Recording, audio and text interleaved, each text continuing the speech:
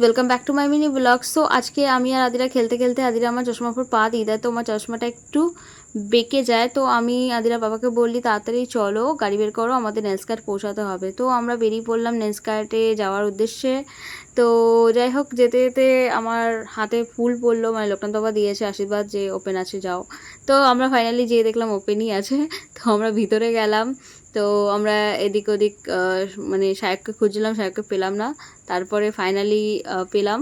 তো তারপর দিলাম ওদের ঠিক করতে আমার চশমাটা। আর আমি আদিরা একটু ঘুরছিলাম এদিকে, আমি যেমন চশমা পরে দেখছিলাম যে কেমন লাগছে। আর যেটা অলওয়েজ করি, অন্য অন্য চশমা পরে দেখি আমি যে কোনটা আমার উপর ম্যাচ করছে, সেটা আদিরা পাপাও কপি করছে।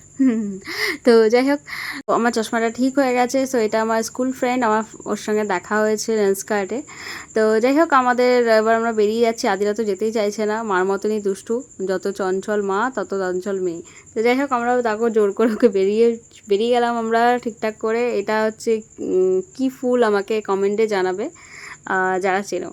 ওকে, তো যাই হোক, আমরা এইভাবে হাসতে হাসতে গান গাইতে গাইতে বাড়ি চলে আসলাম। তো বাড়ি চলে আসার পরে আমার যেই বেবিটা ওয়েট করে তাকে আমি খেতে দিলাম, তারপর আমি নিজে ডিনার করে দিলাম। সো আজকে ব্লগটা এই পর্যন্তই, আবার নেক্সট ব্লগে আপনাদের সঙ্গে দেখা হবে। টাটা এভরিওয়ান, ভালো থাকবেন, সুস্থ থাকবেন, গুড নাইট।